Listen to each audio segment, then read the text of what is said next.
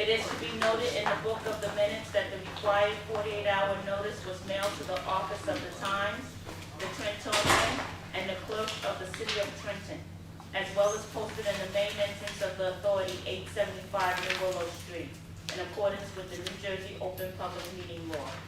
Roll call. Commissioner Gentry. Here. Commissioner Green. Here. Commissioner Lopez. Absent. Commissioner Staten. Yes, here. Commissioner Walker. Here. Chairwoman Weldon Gordon. Here. At this time, can I have a motion to adopt the agenda? So moved. Second. Any questions? Roll call. Commissioner Gentry. Yes. Commissioner Green. Yes. Commissioner Staten. Yes. Commissioner Walker. Yes. Commissioner Weldon Gordon. Yes.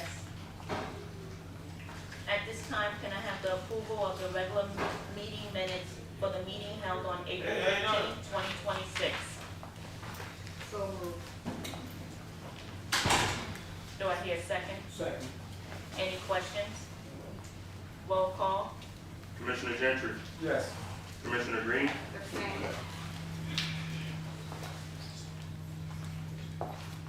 Commissioner Staten. Yes. Commissioner Walker. Yes. Chairwoman Weldon Gordon. Yes. At this time, we have a report from the secretary. A report from the secretary. I left a memo addressed to the THA Board Commissioners. The memo briefly highlights our HUD RAP meeting, which is a RRAP, it's a Recovery Agreement Action Plan meeting.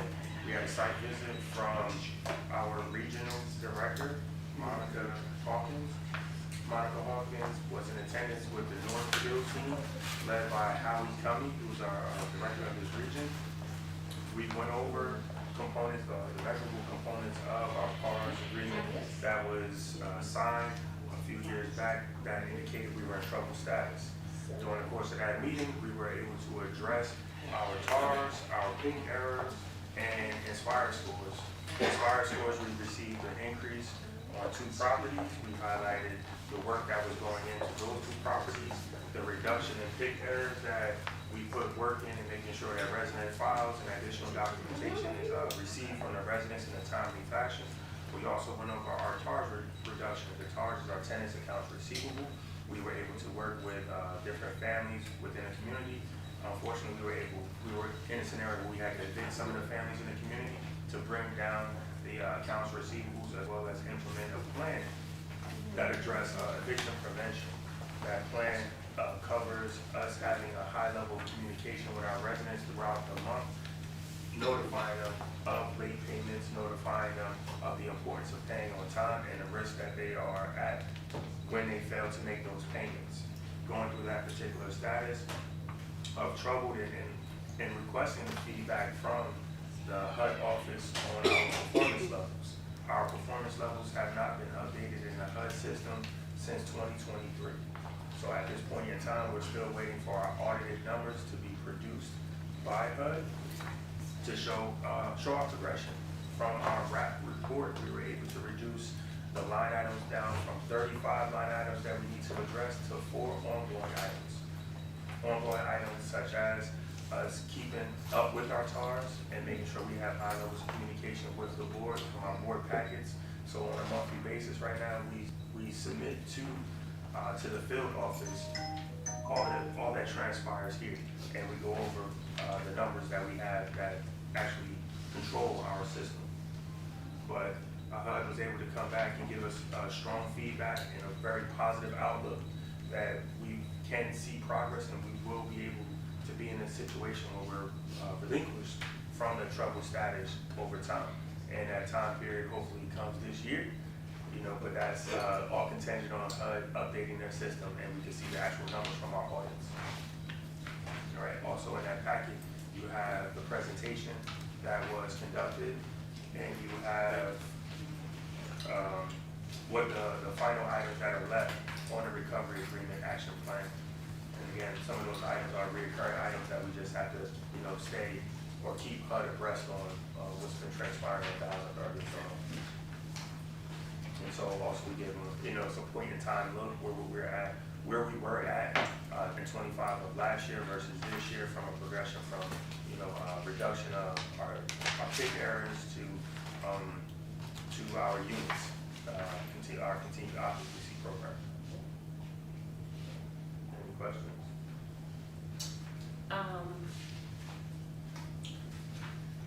I would like to say I appreciate you and your staff for getting the job done. As HUD had also stated that they were so proud of the Housing Authority due to the fact that we started with 14 pages and now we're down to 1. And I think y'all did a great job, and kudos to you and your team for that. Thank you. Good job.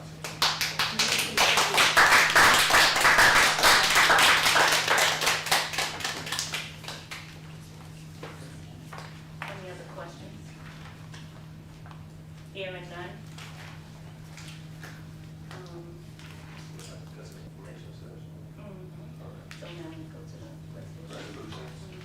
So resolution 2617, disbursements, and 2618, which is BDO, our county consulting firm, financial accounting consulting firm, will be handled by Mr. Tibbs. All right. Good afternoon, Commissioners. Good afternoon. All right, we'll start off with Resolution 2617, which is disbursements. This resolution authorizes the approval for disbursements for April in the amount of $398,872.92, split between the general fund and the capital fund. It is recommended that the Board of Commissioners adopt this resolution approving the disbursements for this month. Can I have a motion to adopt resolution 26-17? So moved. Second. Any questions? Hearing none, roll call. Commissioner Gentry, Yes. Commissioner Green, Yes. Commissioner Stady, Yes. Commissioner Walker, Yes. Chairwoman Walden. Yes. All right. Moving on to Resolution 2618. THA submitted a competitive request for proposal for accounting and financial counsel services this past month. The proposal went out on March 29th of 2026 for accounting and financial consultant services.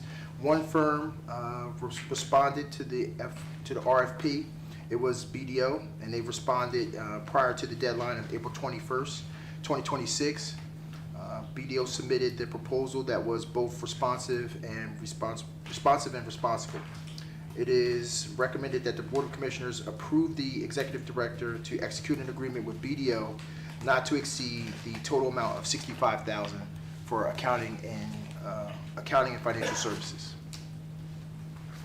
Can I have a motion to adopt resolution 26-18? So moved.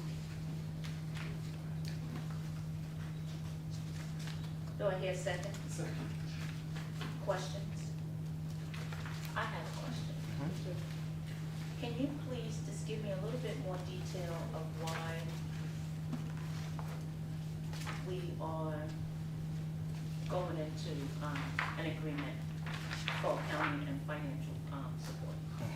So these services, it's often looked at for our housing authorities to have a fee accountant on staff, which is an independent party to assist with oversight as far as year-end reporting, things along those lines. Other deals that we may have in the pipeline to review are the development agreements that we may go into, and to have like a second pair of eyes reviewing the financials for the authority. Being that we're in trouble status, it's really also looked at as, again, having that another independent party reviewing all financials for reporting purposes.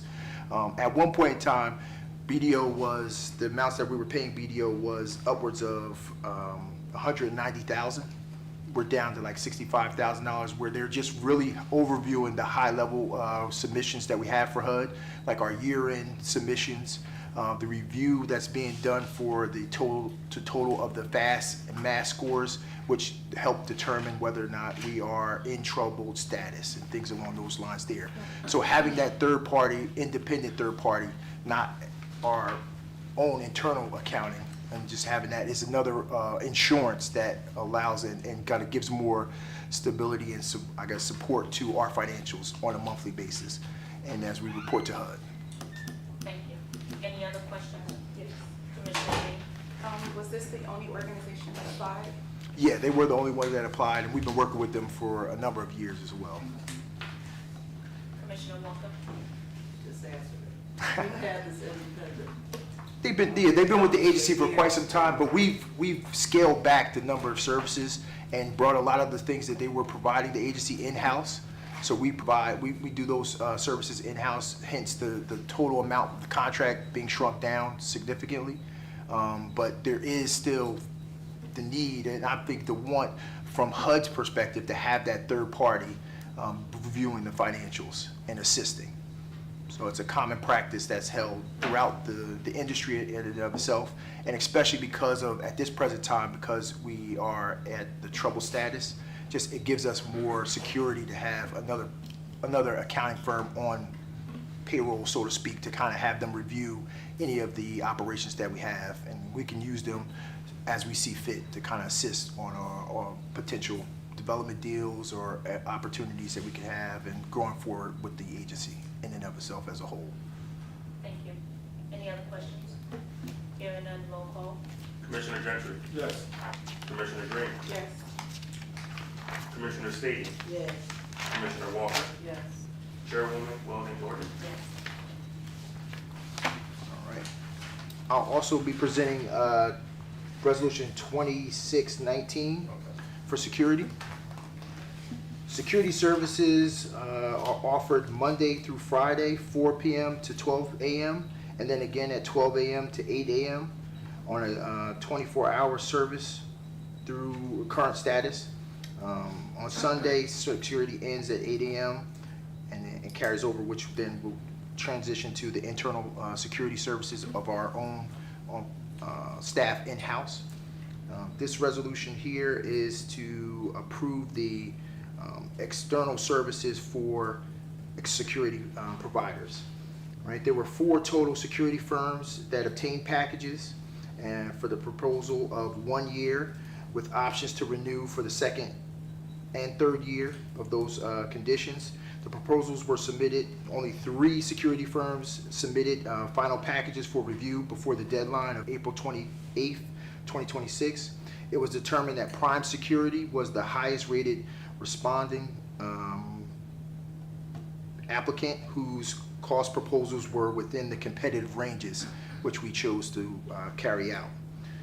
It is recommended that the Board of Commissioners adopt the resolution authorizing the Executive Director to execute a contract with Prime Security in the amount not to exceed $401,856 for the first year of the contract, with the option to renew for the second and third years at the respective amounts. The total amount of the contract for the 3-year period will not to exceed $1,221,642 for security purposes at the properties of THA. Can I have a motion to adopt resolution 26-19? So moved. Do I hear a second? Second. Any questions? Commissioner Stady? So, I have always felt that the security here was inadequate. And so to see this contract with the same provider we've had for the last 3 years, I don't understand it. Also, this is an enormous amount of money for a development that's half closed. Okay? You got 4 packages. You got 4. Well, 3 were submitted. That were three accepted it, but only 3 responded with competitive pricing. Okay, without digging too deep, were you in the room when these things were scored? Yes. What made them the highest rated respondent? Their price or their service? It was a combination of a lot of different things as far as pricing, as far as armed guards versus the number of that was necessary, as well as a location and things along those lines. I know in the resolution, we kind of call out Donnelly, and Donnelly is the highlight of the security, but they do rotation around to the other locations to do security checks at those locations during those time periods also, whereas some of the other submissions did not include that. So we want to take that into account as well. That was taken into account when assessing the bids as well. Well, didn't they have a disadvantage providing that because they worked here, because they had prior contracts? Wouldn't you say? I wouldn't say it was a disadvantage. I think it was something that was spelled out. It was spelled out that, how large the total, what our properties are, and what was actually being asked of them. It was something that came back that we felt like Prime was the best providers for us based on, like I said, the armed guard security in addition to the rotation that was being carried out for the agency. Again, it is something that, security is something that is a necessary need and continues to keep going up. But this is something that we felt like we wanted to make sure we have it addressed. And we also do have the caveat that we can terminate the contract for whatever reasons after that first year if we're not happy with the services being provided. But also, Commissioner, you're correct here.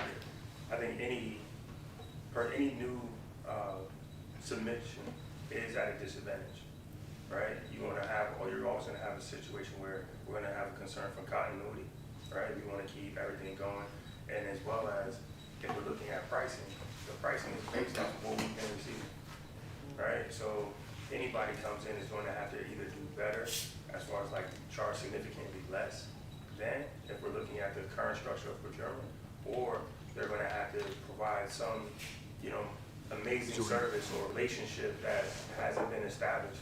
And I think that exists for most of our contracts. If you look at BDO or you look at one of the legal firms, it's still going to be a continuity thing. And if they already know, hey, the agency has been comfortable with this over the years, they're going to, fall within that particular range.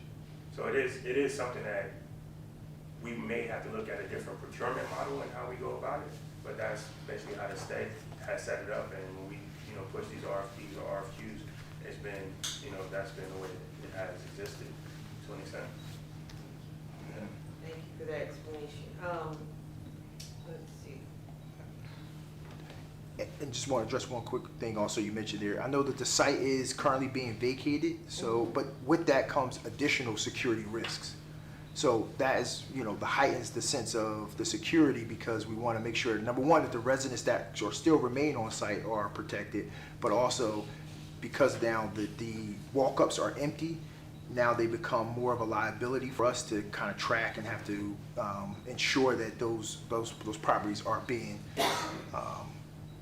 are tracked or just maintained. As you can see, the fencing all around the properties and different things like that. So we're taking the measures to try to mitigate the risk as much as possible, but as long as those areas are there, there's going to be additional heightened security risks in that. We are pursuing other options to possibly do expedite the demolition and things along those. I know Christy could probably talk to you a little bit more about that, but we're trying to address that as well. So, but it is a concern amongst the agency.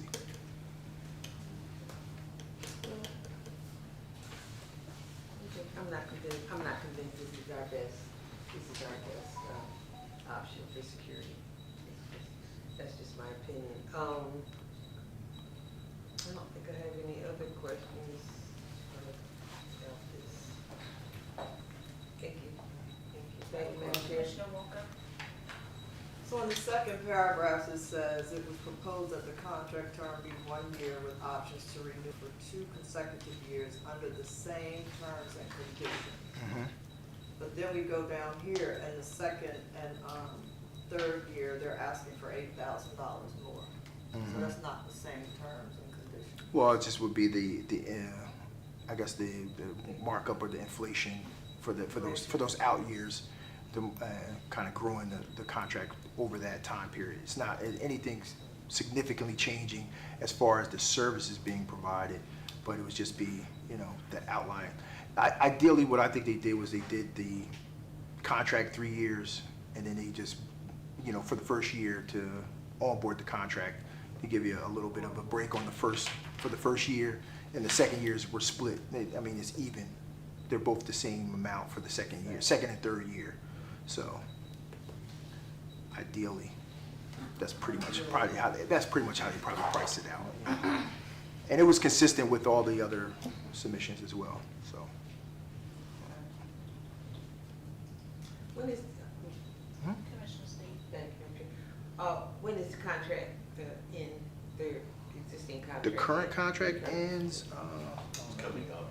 It should be coming up. That's why we went out now, because it should be coming up for. Can you be a little more definitive? I can circle back. We talking weeks? I would probably say within the next 2 months.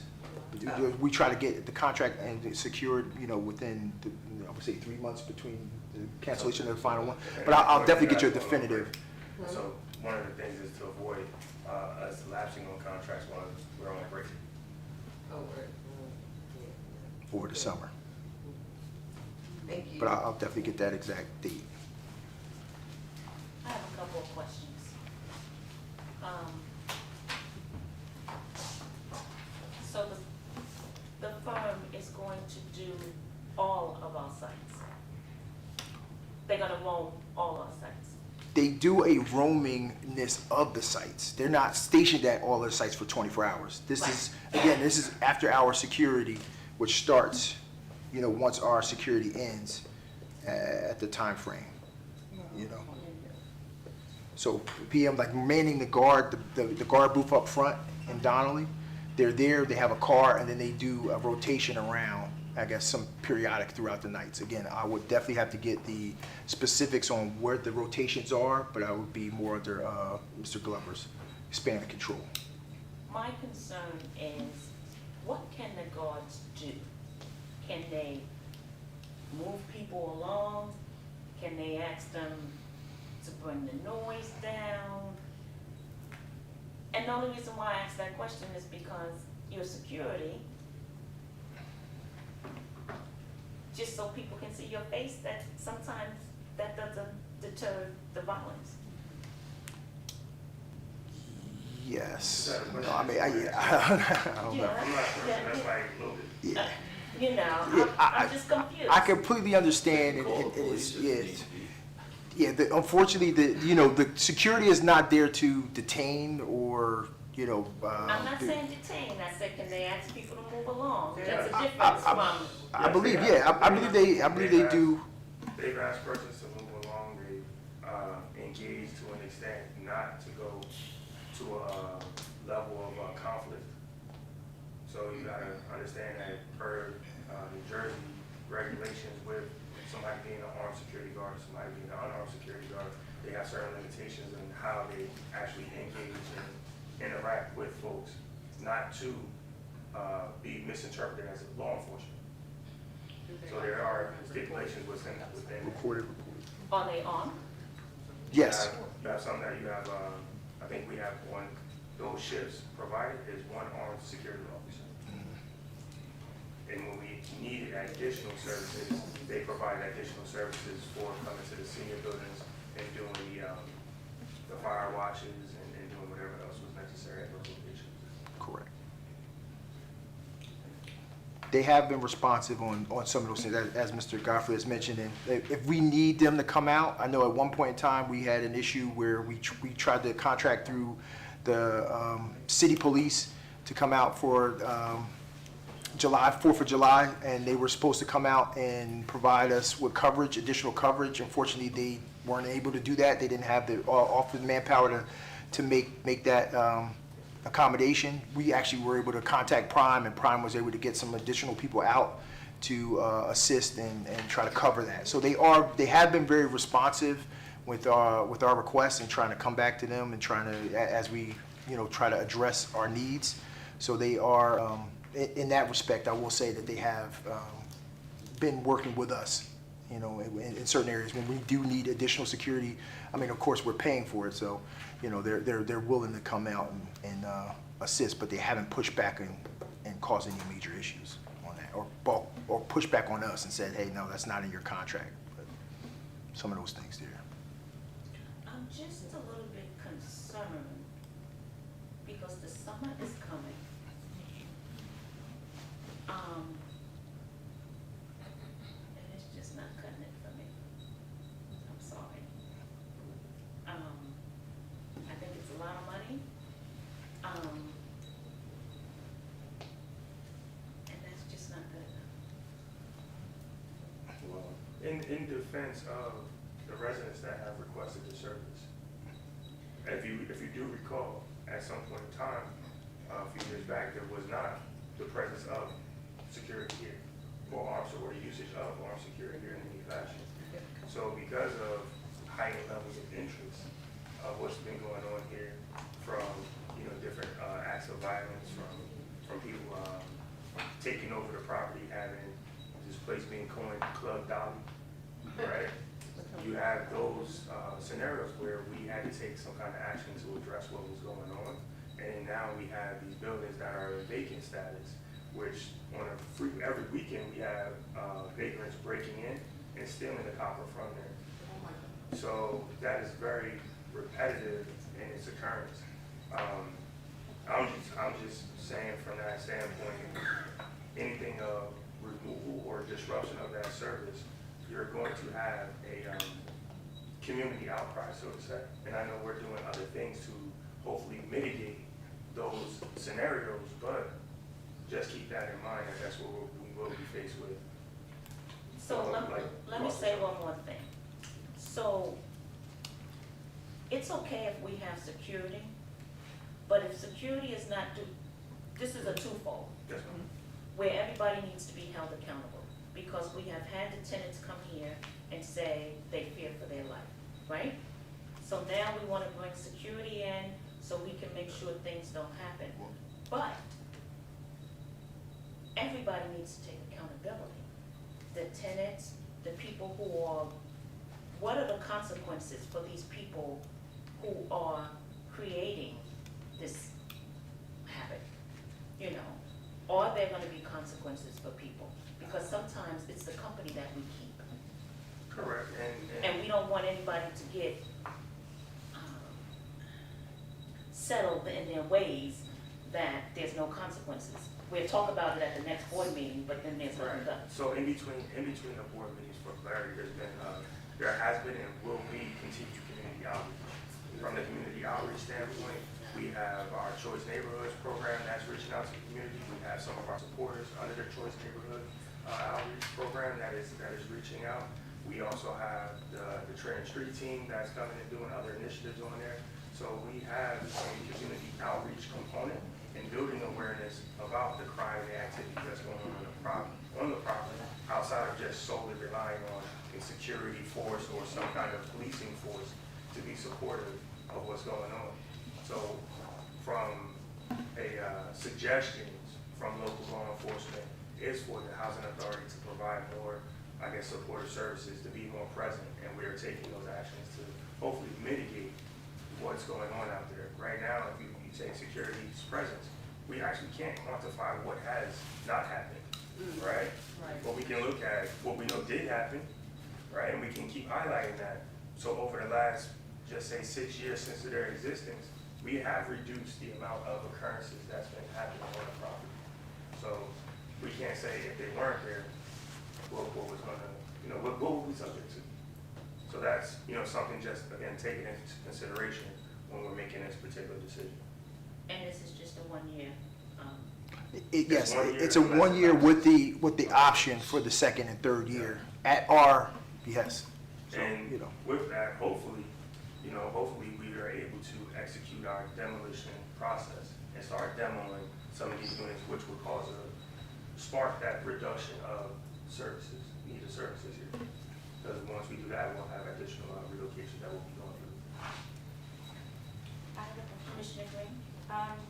Cliff, this is for you. I know that Housing Authority met with the city of Trenton. Did the mayor say or is the police saying they're gonna like step up, give us more support?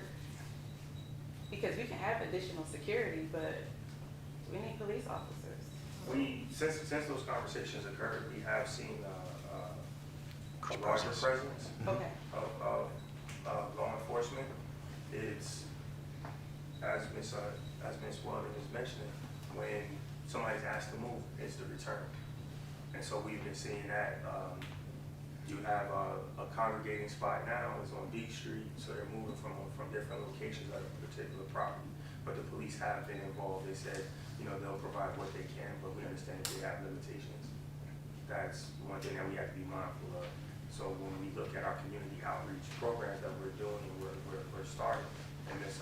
Green will go over that a little bit later, those programs were inviting local law enforcement to be present, to show some kind of authority here on the site, and they've been made aware that they can't just fall on security to do ID checks. They can't just fall on our security to question persons, do they live here or not? Because over time, it's, you don't have any teeth with your bite, so to say.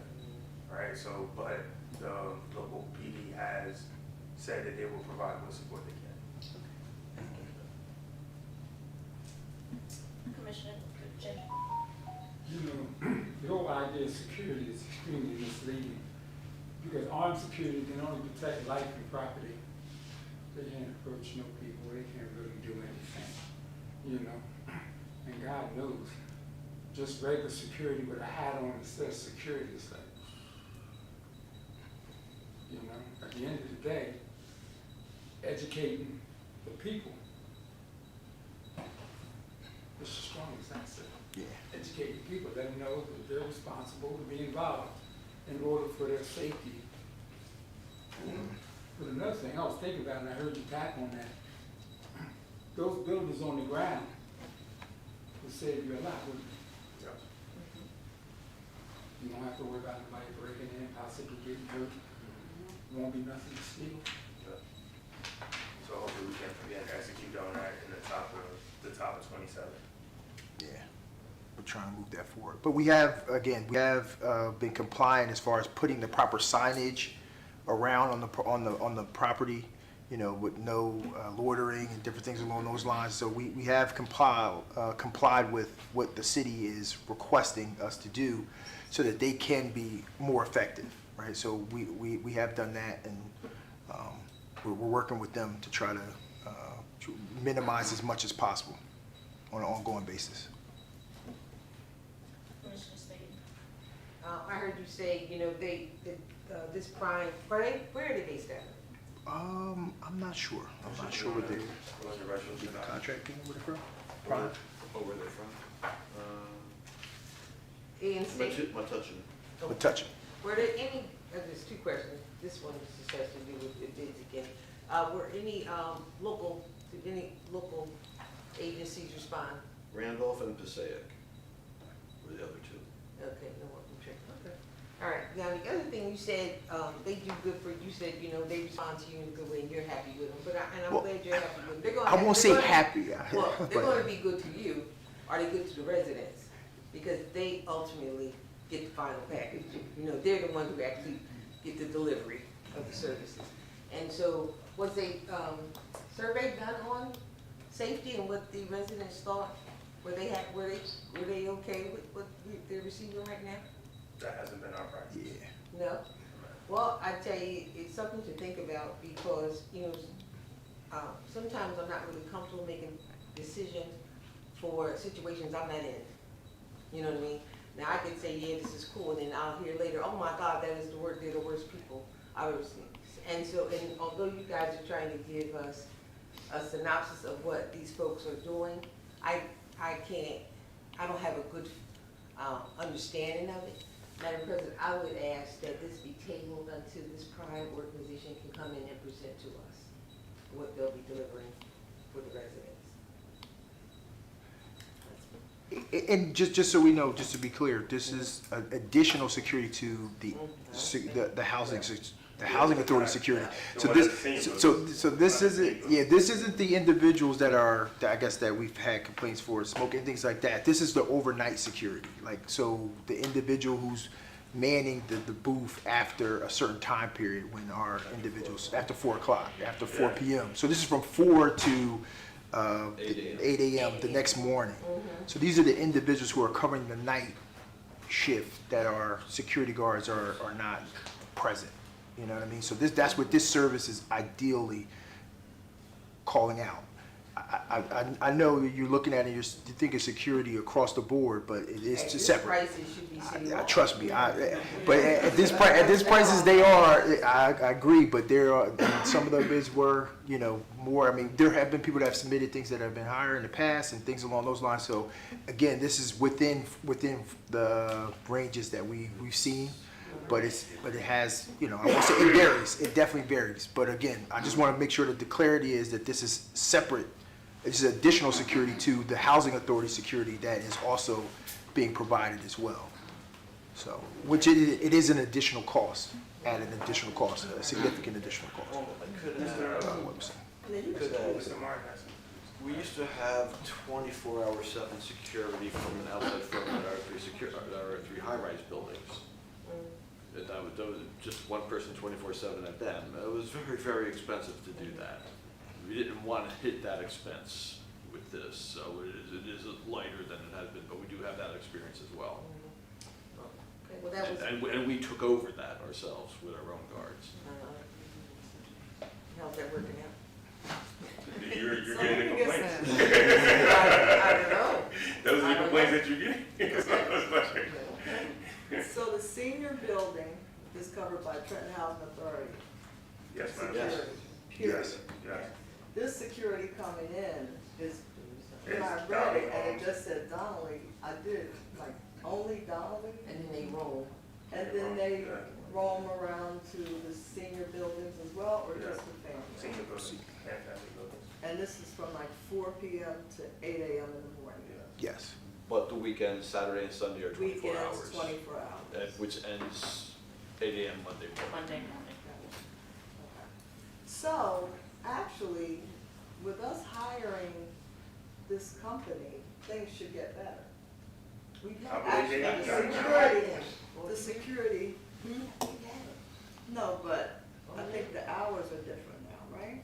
No, we're framing out the same now. For this, it's good. It's not the senior buildings where we had 24/7. Yeah, It's they're not not that. It's the stationed- same they're not as what we stationed. had, nothing changes, we get no addition, no subtraction, it's just the same.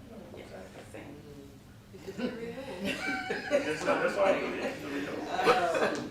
But So again, But again, it's just that it is the added security for that time period. Because and not just, and I'm not trying to, you know, like again, try to press it, but if we were to remove something like this, then you would, again, expose ourselves to not having security over that time period where we don't have guards available, right? Where no one would be on and this call is the at those cost of times. addressing safety concerns presented by the residents here at Donnelly Homes. So it's not the housing authority trying to, itself, the agency trying to impose more costs. We want to reduce the cost of doing this particular service, but again, safety costs, it comes at a price. And so if we're trying to establish that, that's what has been presented to the agency through the RFP program. So by doing this procurement process, these are the numbers that's being presented. Well, we need it, okay? I We mean, need we good absolutely security out need of the that. security. And Okay. also, let's take note of it. When we first procured this particular security company, we pulled from the population at hand.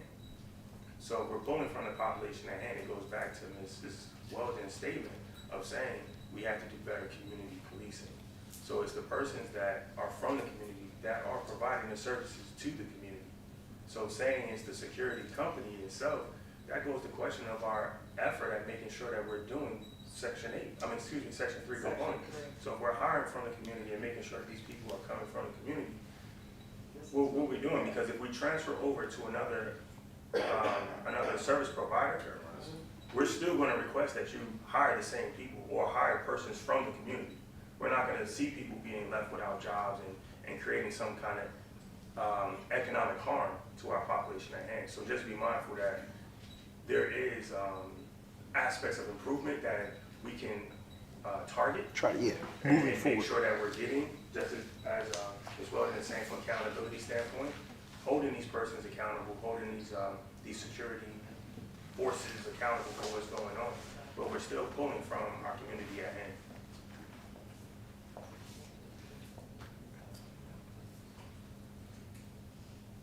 I'll just repeat that we definitely need security. Absolutely. And we may not be, you know, satisfied right now with the security, but like you said, we're pulling from the same pot. I think that, the security get together and try to come up with how they can be better? And do they come together and say, okay, this is where we're weak? Well, this I is part of the initiative that was being questioned about Commissioner Green, as far as what are we doing going forward in the summer. So bringing Prime Security, their representatives to the table, and having these open discussions with the Trenton Street team, making sure that all local law enforcement, a person that's a part of crisis management, everybody's aware of what's going on, and there's better lines of communication between them. So it's shared services. So that's our effort that we've been pushing our contractor to be more involved in what's going on. And that's something that we'll be going through a series of engagements throughout the summer.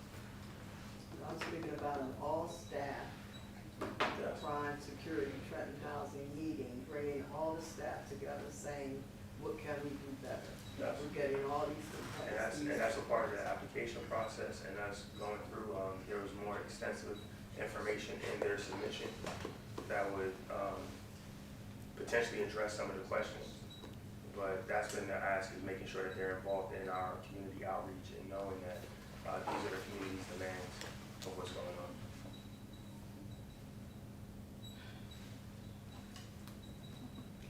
Okay. Commissioner Green. Cliff, question for you. Do you think maybe in the future we can move towards like trespassing, abandoning like trespassing? Because if the same people are coming here every weekend and we have the same problems and they don't live here, it's time to start banning people from the residency, because you go to other apartment complexes, you cannot do that. So is that possible? I believe it's possible, but it's with the support of local PD. You've got, And- if I can interrupt, Go ahead. you've got, when you post it, that's the first step to doing that. Mhm. Then The it signage. becomes, what would people in authority do to enforce that? Exactly. Because you have, And I think, oh, go ahead. you have a scenario that was brought to our attention. We have the postings. They Right. told us to put the postings up, call the police, loitering, and stuff of that nature. But there's different levels of loitering that you have going on in the city. If you're blocking a driveway, you can't do that. They're gonna come out, do whatever to remove the vehicle. But if you're standing on the sidewalk, they're not gonna come out and arrest you for standing on the sidewalk. What has been discussed today is, it's community. So if my neighbor has a guest, or a guest of a neighbor, that's not considered somebody loitering or trespassing, because now theoretically, I have a reason to be here. Now calling Trenton PD to come out on a repeated basis, now they're not taking our calls seriously, because they're like, well, it's just this, we have, quote unquote, we have other priorities we need to take care of before dealing with somebody that's just standing and potentially causing a public nuisance of sorts. So we have to, again, that's why we have to sit down with Prime, our security personnel on staff that we have in the Trenton Street team, to better understand what are we dealing with and what can we reduce. What are the limitations, right? Understanding what is the security guard's limitations and where can we get additional support to offset that. So that's been, that is an ongoing discussion, and it's something that, we will seek. It's not like the senior buildings where you can seek to ban somebody from the senior building. It's a little bit difficult when you have this open property that's there. It's just a little more difficult. So standing, Can you please silence your phone? I'm trying to turn it off. Thank you. I apologize. just one more question. Yeah. So a group of people just standing in front of an apartment that doesn't belong to them, but if one person is a guest, we have to allow it? We don't have to allow it, it's getting the assistance to usher them along. Okay. You gotta understand, the dynamics of our security force. The dynamics of our security force is dominated by women. So you have a lot of gentlemen that's standing there that may be very aggressive. They may be rude, verbally abusive in their scenario. How far are we expected to push this particular security guard to make sure that these people remove or walk away from the property? They have walked away from the property, but then they come right back. We, using that shooting as an example, the previous shooting as an example, police was, Trenton PD was there, our security was there. Our security asked them to move. They moved, Trenton PD leaves, the person gets shot within an hour later. So it's scenarios like that where what's the grading factor? How are we looking at this and saying, were they impactful or were they not impactful? That's the thing, but it goes back to, again, it goes back to community. Our community has to say, we don't want these people coming, we're not inviting them, they're not a guest, or a resident saying like, hey, this person is here without my knowledge, or, you know, something like that. But Trenton PD is like, if we go and we search every ID, and you have a person that says, these 3 people are my guests, the extension of your front door is 8 feet. That 8 feet is the parking lot of Trenton Housing Authority. So we're saying that people can't have guests in their community space. That becomes a sticky area in how we go about who's a guest and who's not a guest. Agreed. And that's why a lot of times I say, Yeah. it's the company that you keep also. So, you know, we gotta start holding people accountable for what we need to do. Any other questions? So,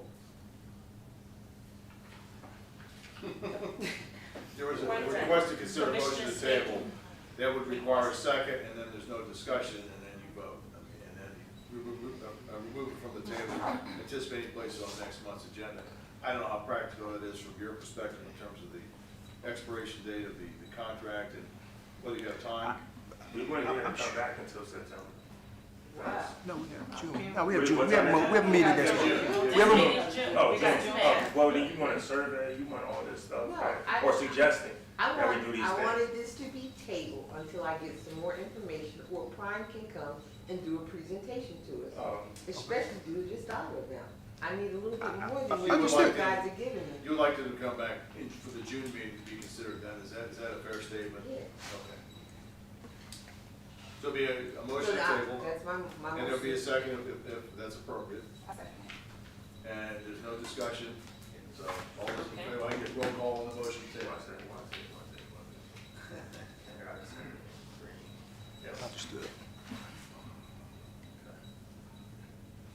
Okay, I'm doing roll call. Yes. Yes. All right. Commissioner Gentry, Yes. Commissioner Green, Yes. Commissioner Staton, Yes. Commissioner Walker, Yes. Commissioner, Chairman Weldon. Yes. All right. Yeah, and that would be, and I'm sorry, and we just need to remember that they'll be placed on the agenda, removed from the table at the next meeting, Okay. with the anticipation that Mr. State's request regarding the presentation will be part of the next. We'll try to work with meeting, you. right? Yes, and also, in that presentation, we need to know, when does the contract start, the date, and end, please. Absolutely. Thank you so That would much. be fine. Can we also get a copy of their proposal? Sure. Did you grade it? Yes, we'll do. Thank you so very much.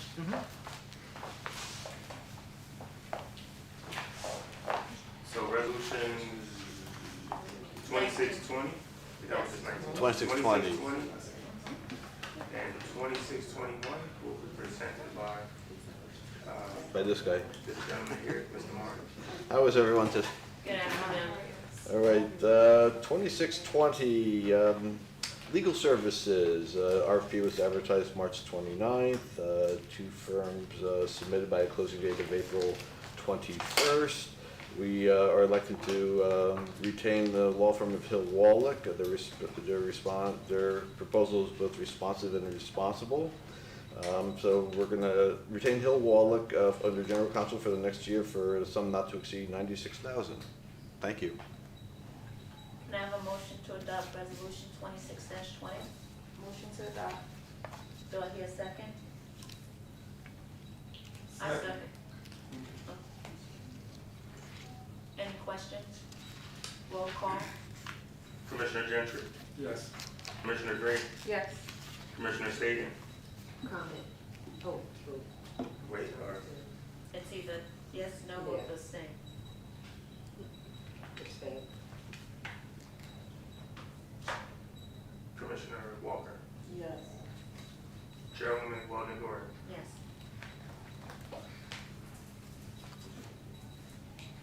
You got another clear? No?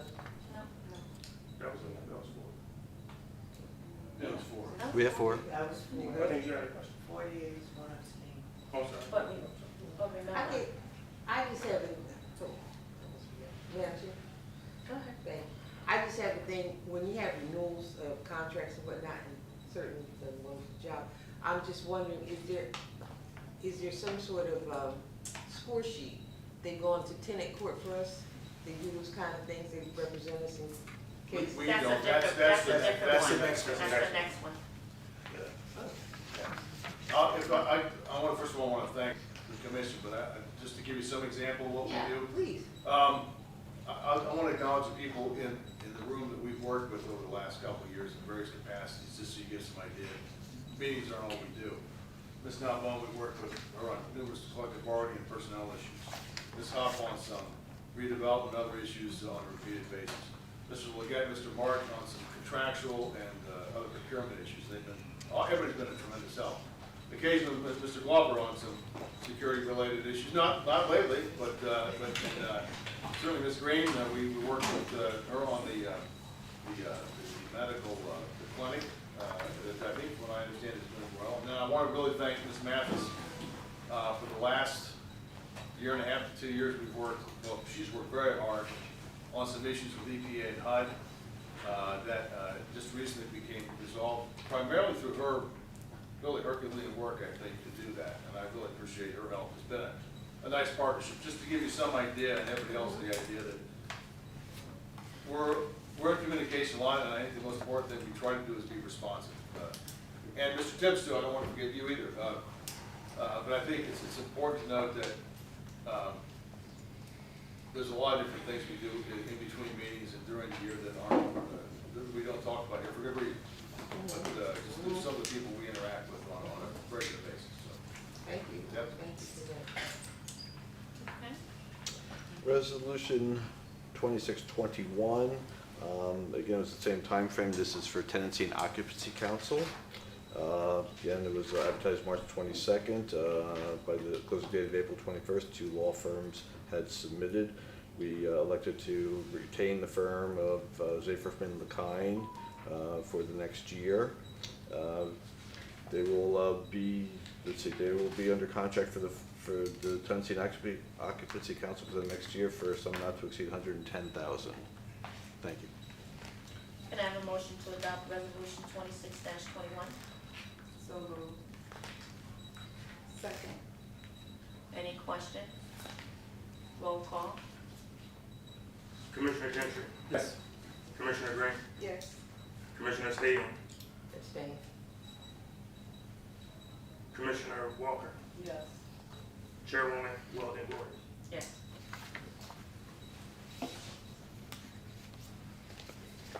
For clarity, Commissioner Stadium, Yeah. this particular one that was just voted on for the tenancy stuff, in your board packet, you can see the number of evictions that they handle for the agency.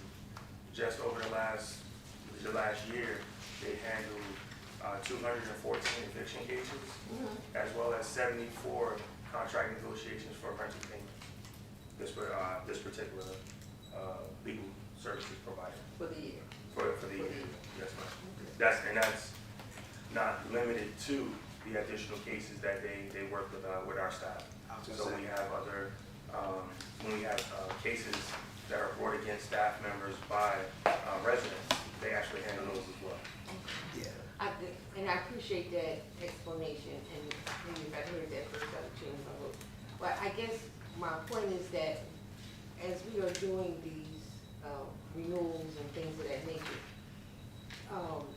I just think we should have a little more background on what they've done. Yes. And it strengthens the board's oversight, what we're responsible for, you know, we can't always just, you just can't always. Do a blanket renewal. Right. and just sign off. You just Yeah. need to, you have to ask questions. Yes, ma'am. You know what I mean, just to get clarity. And if you, if not for you, then for the for the residency here as well. You know, it's all good, all the services are good, but you have to it has to be explained, it needs to be demonstrated. Folks just can't, I don't think we should get into the habit of renewing just because it's on the agenda. Absolutely. I think that we need to be able to get a review of what they've done, a little snapshot of what's happened, just, you know, a little something for our consideration. So Absolutely. that's kind of what my point was today. You know, I gotta have more. It's I okay. gotta have more to do. I can This make a is constable why it's vote. I seven gotta of have us. more. This is Yeah. why it's seven of us. So But so it's everybody something, can but vote. it's something that all of us have to be mindful of, because one of the things that we, you know, the board needs to work on is doing better governance, doing better oversight, and these are some of this is one of the areas where we can ask questions, you know, legitimate questions about what's going on and make decisions based on that. That's all. To that point, for our purposes, I'd be happy to participate, we go through this process again next year. I will endeavor, and I'll work with Mr. Martin, because I know that he's the one that puts out the RFPs.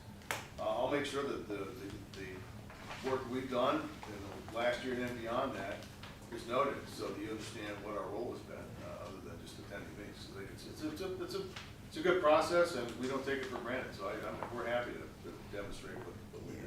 So. I'll make sure, as we go forward in our, any of our procurement stuff that we're doing for resolution, is that you have, if it is a contract that is up for continuance of services, that you do see, hopefully we can establish whatever impact that they have made for the agency. Yeah. And you'll see that some way it's a measurable thing. Yeah, some kind of justification, yeah. Yeah.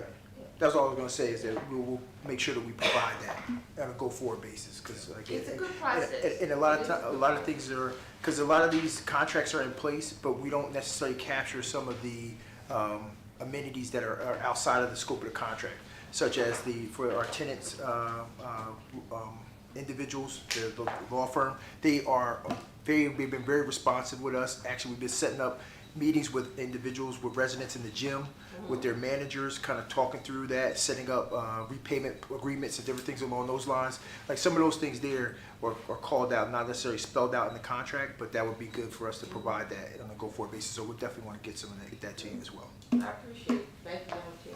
No problem at all. This one I have questions too. Resolution 2622. This resolution is asking the Board of Commissioners to authorize the Executive Director to enter into a direct purchase agreement with EW Security to provide product and services to the Trenton Housing Authority for surveillance across Trenton Housing Authority properties during the course of a 5-year period. The Housing Authority of the City of Trenton seeks to direct purchase of products under NJ Omni Public Sector Contract R240303, which has no requirements for solicitation. From a background perspective, EAW has been working with the Housing Authority since 2019. They supported our camera infrastructure changes when we switched over from Comtech, which was our last security provider, surveillance provider. Right now, we're still working with 3 security softwares, camera softwares. We want to merge that into one system, which will provide us with additional support and coverage, and make sure that we don't have latency when we're working with Trenton PD or any other law enforcement, making sure that they're not throttled in their request for camera coverage. THA will be, expanding its current inventory of cameras. So this gives us the ability to build on what we currently have. The payment for this will be covered over a 5-year period, which actually reduces our cost of spend on the security services. We budgeted over the course of each of the 5 years, $200,000 out of our capital funds. This would reduce our spend out of that $200,000 to $111,000 per year on that. So I don't know if Can I have a motion to adopt resolution 26-22? So moved. Do I hear a second? Second. Question, Commissioner Green. I just wanna know, do we own the data? Yes, ma'am. Okay. Yes. And in the leasing agreement, like for the tenants, they sign off on like their privacy and protection rights for cybersecurity? In the lease, I can't answer that question. Well, we had to update our lease to incorporate cybersecurity information. Just, only thing we have is, our requirements for backup data. We have that, but it doesn't cover the tenant specifically in our lease. Okay. Any other question? Roll call. Commissioner Gentry, Yes. Commissioner Green,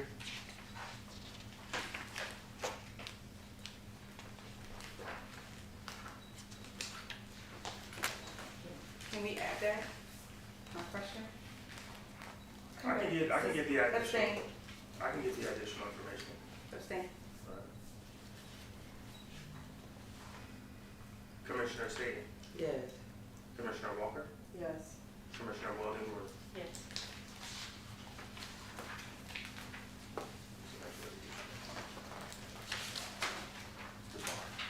Devon, resolution 2623 will be presented by Ms. Christie Huff. A little bit of good news here. Good afternoon. Good afternoon. Resolution 2623 is a resolution of the Housing Authority of the City of Trenton, of the County of Mercer, New Jersey, making application to the local finance board pursuant to New Jersey SA, for the purpose, for the proposed issuance, of not to exceed $52 million of one or more series of housing revenue bonds, Series 2026 for 240 West State Street project, and authorizes and approving certain matters in connection with therein. So start by saying that this came to the board back in 2024. We are working with Astoria, which is a developer that's developing the old Holiday Inn on 240 West State Street. They came to us because they are, the city of Trenton didn't want to have a 30-year affordability period. They wanted to reduce it to 15 years, so they decided to go the bond route.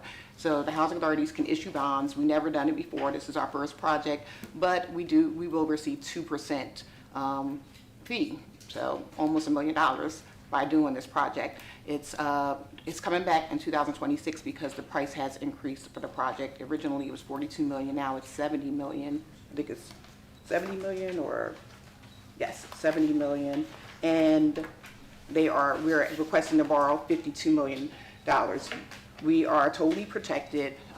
We're not at risk at all or on hold for this money, but we do have to go to the local finance board to apply for the bond.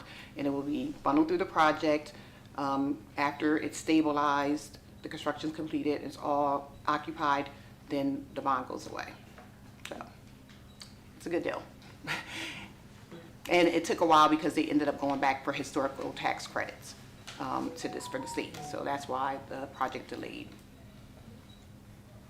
And we recommend that the board approves this resolution to authorize the executive director to apply to the local finance board for the bond for this project. Can I have a motion to adopt resolution 26-23? Motion to adopt? Second. Any questions? Commissioner Staton? Just for my own education, did HUD have to be consulted before we purchase bonds? No, we didn't reach out to HUD on this. This is a state. Yeah. They go straight to the. It's a state transaction. NJFMA. New Jersey HMFA Yes. and DCA, yeah. So it's not required. That's all. Thank you. Any other questions? Roll call. Commissioner Gentry, Yes. Commissioner Green, Yes. Commissioner Staton, Yes. Commissioner Walker, Yes. Chairwoman Weldon Gordon. Yes. Last resolution, 2624, will be presented by Mr. Ken Martin. This resolution is for, we're back to the supplier for materials. Back in February, resolution 2609 was approved for flooring and tub resurfacing. At that time, we also, we decided not to bring up a resolution for cabinetry. We didn't have a proper scope of work in the previous IFB, so I put together an IFB, put one out for cabinetry and countertops, re-advertised that on March 29th. Bids are due April 14th. We only had one submission. We decided we wanted to get more pricing for it, so we canceled that one, and per law, I went out to negotiate with several suppliers. 4 of them responded: Life Art Cabinetry, HD Supply, Milner, and Lowe's. We decided to put all 4 of them under contract so we can test each one and pick the best supplier among them. So this resolution is to put all 4 contractors all 4 suppliers under contract in an amount not to exceed $100,000 for cabinetry and countertops, THA wide. Thank you. Can I have a motion to adopt resolution 26-24? So moved. Second. Any questions? Roll call. Commissioner Gentry, Yes. Commissioner Green, Yes. Commissioner Stadium, Yeah. Commissioner Walker, Yes. Chairwoman Weldon Torres. Yes.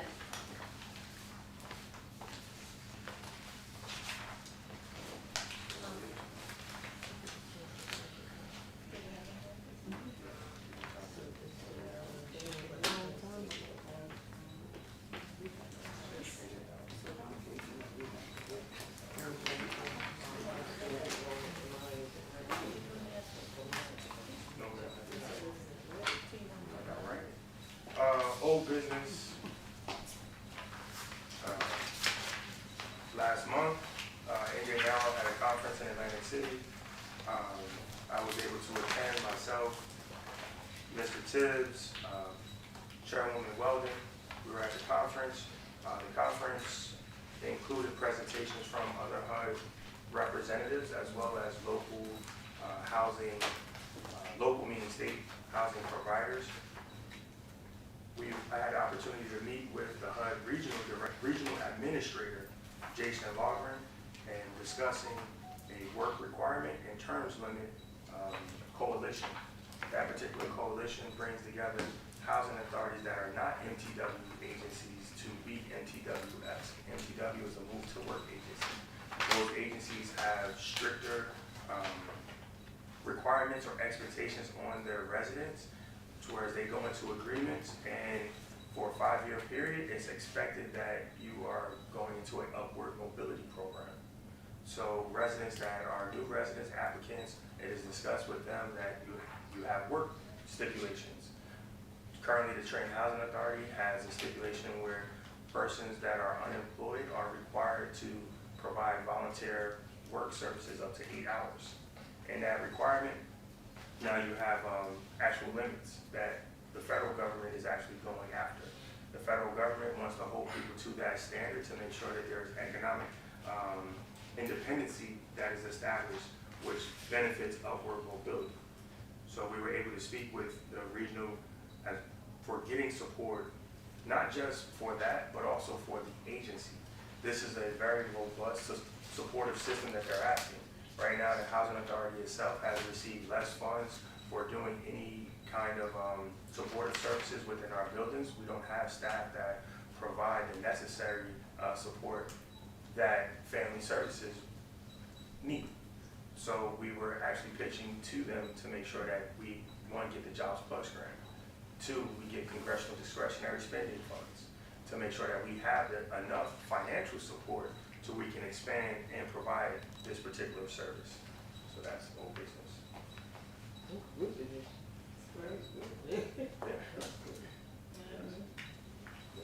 At this time, is there any new business? Hearing none, we will go to public session. Can everyone please mute their phone?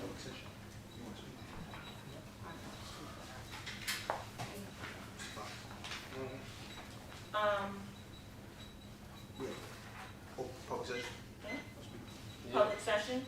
So remember, when you come to the podium, please state your name, your address, and unit number, and then the timer will start.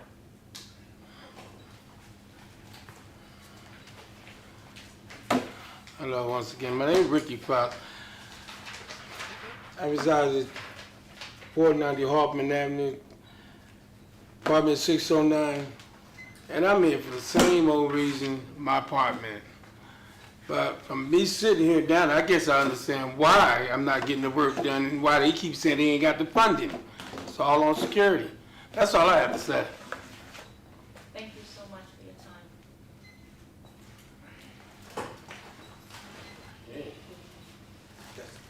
Is there anybody else that would like to speak?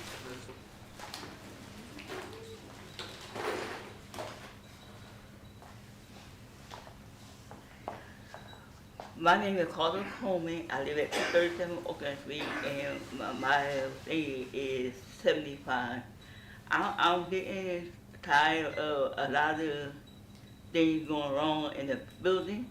Some people still parking in front of the parking lot with handicap buses come by. I'm getting tired of people peeing in the elevator. I get some people still leave trash on the stairwells, and some people pouring trash in the dust, in the hallway dumpster, without no garbage bag. They using it with no garbage bag.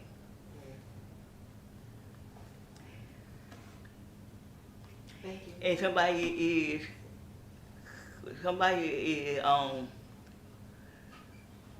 putting garbage can from our department and putting it in the laundry bedroom. That's it. Ms. Combs, Yes. do you have a time frame in which people have been peeing in the hole, in the, excuse me, the elevator, that you know of? I see a whole lot of things. Yeah. So like, could you say like it normally happens during the day, at night? Sometimes night, sometimes when we come home, sometimes in the evening. Thank you so much. Okay.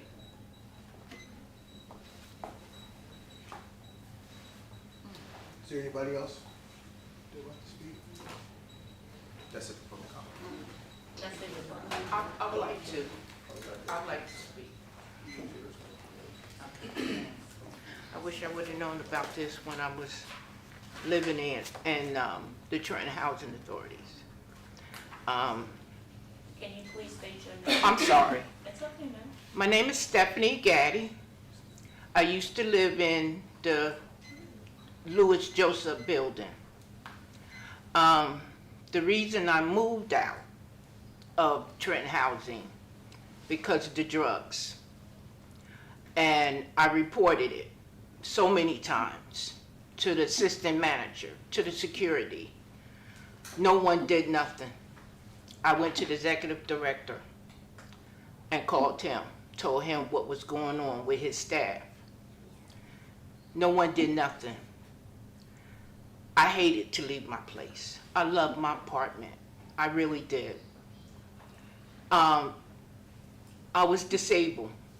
So I moved in because I was disabled. And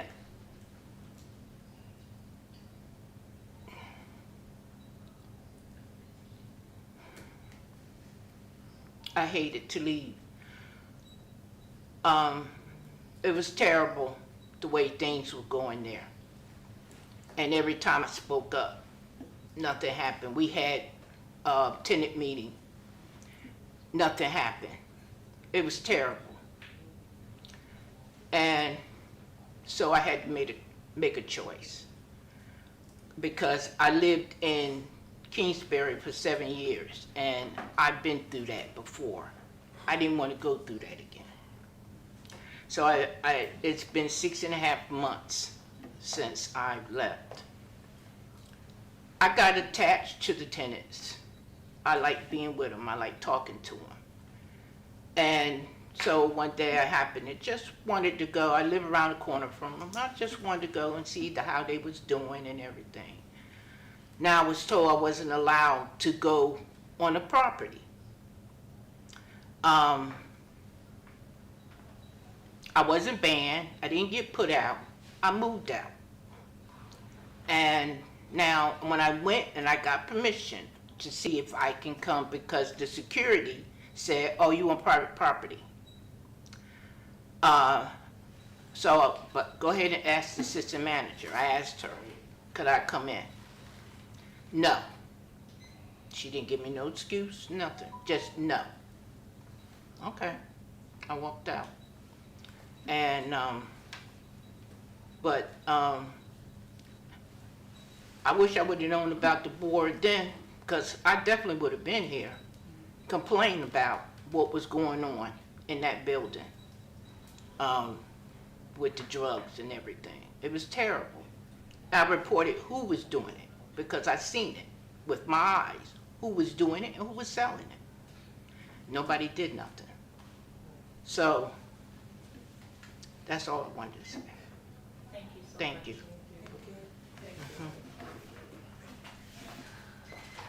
At this time, we'll have commissioner comments. Commissioner Staton. Thank you, Madam Chair. Just a couple things. I was invited to a meeting over at the Abbott Home apartment building, and the residents had, complaints and whatnot, but the biggest thing that struck me was that in the computer room is shut down because of a leak. And because of the leak, it destroyed the computers. And that was over the winter time. But the computers, the leak didn't get fixed, the tiles have not been put up, and there are no computers for the tenants. I'm not really sure if that's on your radar or not, but I know that for that particular population, getting out and getting access to computers, that's their probably only resource for that. And I hope that is, hope it's fixed. I hope that, the leak is fixed and the computers get in so the residents can enjoy one of those amenities in their building. You said the Abbott? Abbott. Is it on the first floor? When you first make your left, you make like two lefts right there? Yeah. That's the. Oh, no, I'm sorry, pool. The pool, it's the pool room. The pool room, that has a leak On the too, north- on the but the north corner of computer the room pool is table. shut down as Yeah. well. Yeah, two spots. Yeah, but they don't really have a computer room. They had computers. That's the resident, council, resident council office, and I'm not 100%, do they have a resident council Not yet. office? Not yet. So they were trying to put one together, they said, but they weren't allowed. We can talk about that offline. Yeah. But yeah, they said they weren't allowed, because Mr. was here at that meeting, Mr. Fox, right? Yes. You remember me? Yes. At the break? Yeah. Yeah, I asked about a resident council, I said, what is going on? Because it was a good turnout. Yeah, They came, I was like, well, that's all you need is a couple folks. Just takes a couple of folks to make a difference, right? yeah. But they said they weren't allowed to, and so, yeah, like I said, we can talk Yeah. about We'll that. Mr. go Fox. back to later. Excuse me? We just had a candidate orientation meeting. Yes, we did. Yeah, we just That's had all a, right. we We'll just had talk a. about that later. Okay. That's all I have, thank you. Oh, I do have one other thing. So I'm in charge of I'm heading up the policy committee. I haven't had a chance to meet because I've just had so many irons in the fire.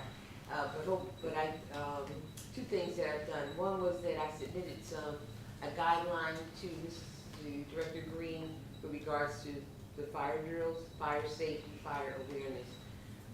There was a little confusion as to what I wanted. Did I want fire drills first? And I had to say no, because a fire drill without any guidance is chaos. So ideally, hopefully what will happen is the proposal I made was that the residents go through a fire awareness things so things don't catch on fire.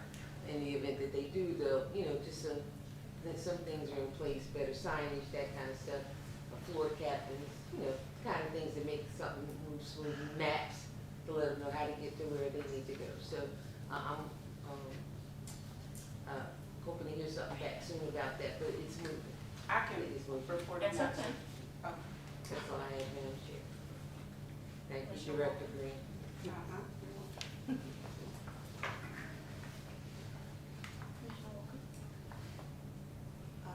did attend the HUD meeting last week, and I must say that I was very pleased to hear from the directors from HUD and the regional manager stating that we are getting where we need to be.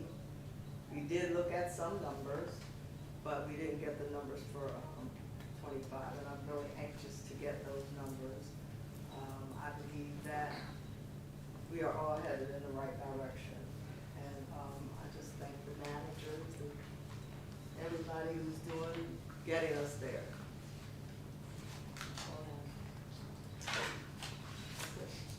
Commissioner Green?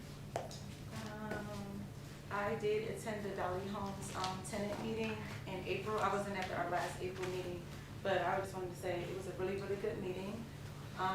It was right after the tragedy, and we had representatives from Trenton Street Team, Councilwoman Feliciano was present, and also the Smith Family Foundation was present. What I can say is that the residents, Cliff, they were like really engaging and they want support. They want to do the community policing, and also mental illness came up as a result of, like, one of the tenants, she knew the kid, she knew the guy, and she saw everything, and they just need some maybe grieving or trauma response, because a lot of them are they're still in shock, and just even help with cleaning up the aftermath, because that's something I never even talked to anybody about, but a lot of the residents, that's something that they do when things happen. They try to clean up the,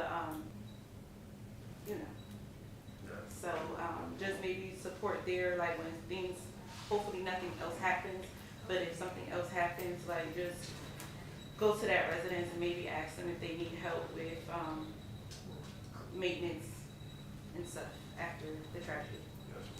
But it was a really, really good meeting. Everybody was super, super supportive, positive, and just wanting to move forward without the nonsense. And the question of police presence was the main question.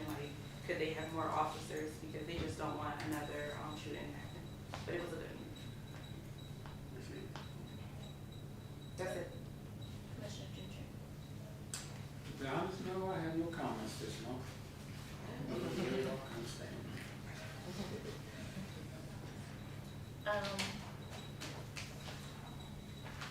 For me, as I said, I attended the meeting as well as for HUD, and I was really happy that we went from 14 pages to 1, showing that we all do care and we're on the right road to recovery. Ms. Staten, I want to thank you again for continuing with the fire drill and the fire awareness, so we can definitely have a fire drill before the summer, June or July, after we do the awareness for the senior building. Yesterday, I was at the Abbott building because we did a voters information for the seniors. And a couple of the residents did talk to me about having they're concerned about resident council. So they felt as though they had people who wanted to come and be a part of the resident council, but there was such a large gap in when they was being picked and stuff like that. So, Ms. Green, I'll have a conversation with you offline to see what the procedures are for the tenants to do that.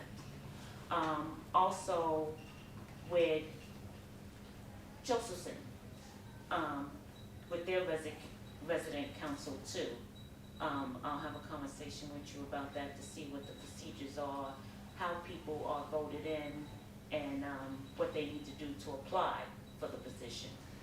And I guess the most important thing for the tenants in Abbott is the bylaws. So I would like to see the bylaws for that also. That is it for me right now. We will be going into executive session. Madam Chair, can you see, when you're talking with Ms. Green, I would love to get an update on, I have been asking for resident education, leadership training firms, and I'd like to know where that's at. Right, and don't get me wrong, I have that in the back of my head too, but we have to pick a council first before we can send them for education. Yeah, we do. With respect to executive session, I don't think we'll be coming back here to vote on it. We could adjourn the meeting now to the Yes. executive session. That's what we're doing. We can adjourn the meeting now. All those in favor? Aye.